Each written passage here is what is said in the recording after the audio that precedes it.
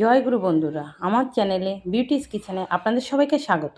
আজকে আমি রান্না করব মুরগির মাংস নিরামিষ, শুধু ধনে জিরে লঙ্কা গোলমরিচ। দেখুন, আমি তেলটা গরম হয়ে গেছে, কড়াও লাল হয়ে গেছে। আমি আলু কেটে রেখেছিলাম ডুমো করে, আলুটাকে ভাজা করবো। আলুটাকে তেলে দিয়ে দিয়েছি, আলুটা একটু ভাজা করব।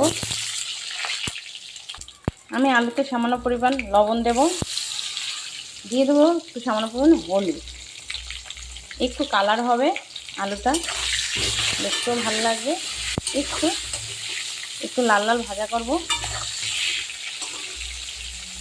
আলুটা দেখুন লাল হয়ে গেছে এপিঠ, একটু আমি উল্টে দিচ্ছি।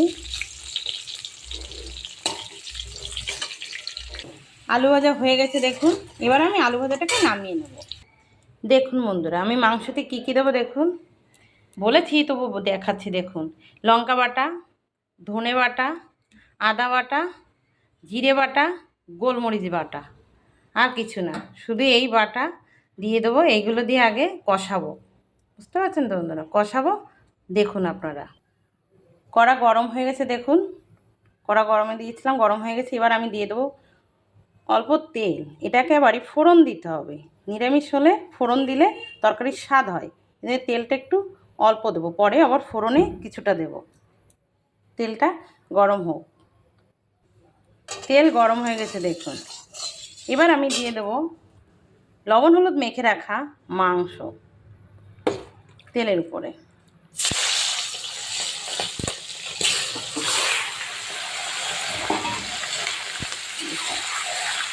এটাকে আমি তেলে একটু নাড়াচাড়া দেবো, একটু ভাজা ভাজা হবে দেখুন। একটু ভাজা ভাজা হবে, তারপরে আমি দিয়ে দেবো মশলাগুলো এক এক করে সব। দেখুন, একটু নেড়ে চেড়ে নিয়েছি। এবার আমি দিয়ে দেবো মশলা এক এক করে সব। দিয়ে দেবো আদা বাটা, দিয়ে দেবো লঙ্কা বাটা, দিয়ে দেবো জিরে বাটা, দিয়ে দেবো ধনে বাটা। এবার এগুলোকে একসঙ্গে সুন্দর করে মিশাবো। মাংস সব মাংস গায়ে মশলা গায়ে মেখে যায় সুন্দরভাবে, যেন মশলাটা গায়ে মেখে।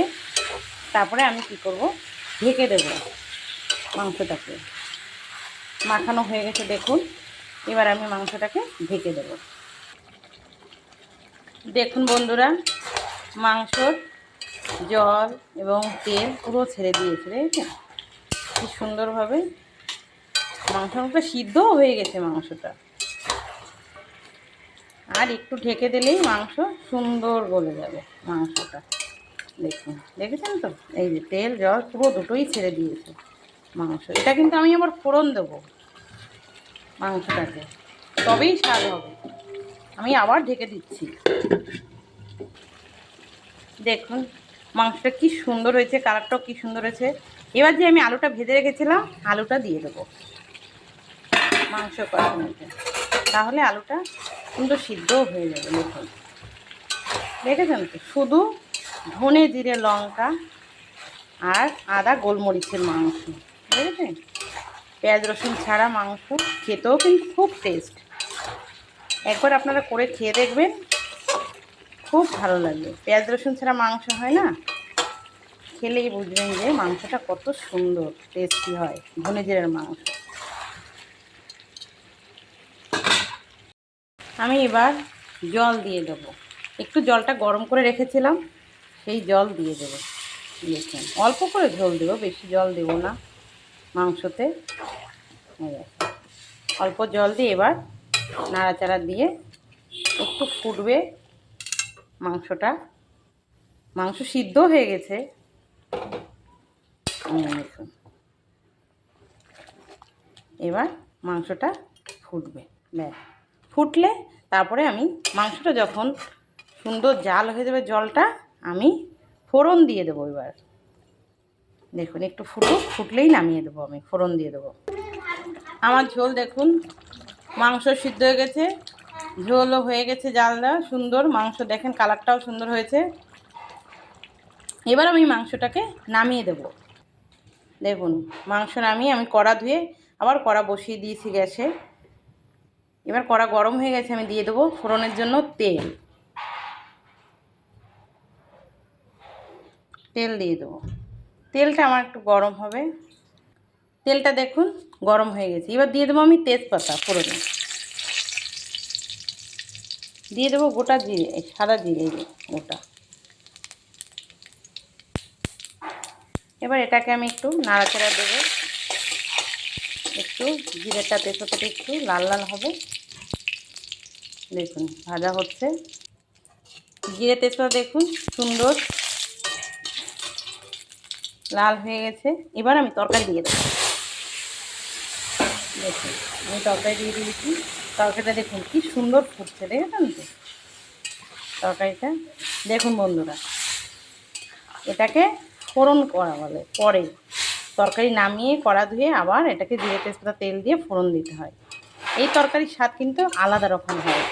এক ফোড়ন বসালে একটা তরকারির স্বাদ এক হয়, আর পরে ফোড়ন দিলে আলাদা একটা স্বাদ হয়। এবার আমি দিয়ে দেবো, আমি একটু ভেজে লঙ্কার এই জিরে ভেজে তেলে রেখেছিলাম, বেটে রেখেছি, তার একটু কিছুটা দিয়ে দেবো।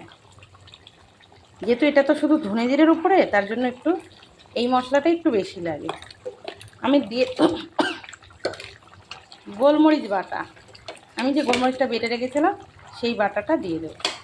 দিয়ে আমি এবার সুন্দর করে ঝোল এবং মাংসের ভিতরে মশলাগুলো সুন্দর ঢুকিয়ে দেবো। দেখুন সুন্দর ঝোলে জলে জাল হবে, আর মশলাটাও সুন্দরভাবে হবে। দেখুন এবার একটু তরকারিটা টকভাবে ফুটবে, আমি তরকারিটা নামিয়ে দেবো। দেখুন বন্ধুরা আমার মাংস হয়ে গেছে, এবার আমি মাংসটাকে নামিয়ে দেবো। দেখুন বন্ধুরা আমি মাংসটাকে নামিয়ে দিয়েছি, কি সুন্দর হয়েছে দেখেছেন তো, কালারটাও গ্রেভিটাও খুব সুন্দর হয়েছে। দেখুন এভাবে মাংস করে খাবেন, একবার খেয়ে দেখবেন কি সুন্দর লাগে খেতে, খুব সুন্দর হয়েছে মাংসটা, দেখেছেন তো বন্ধুরা। আমার রান্নাটা যদি আপনাদের ভালো লেগে থাকে তাহলে please please please comment share like করতে ভুলবেন না। জয় গুরু।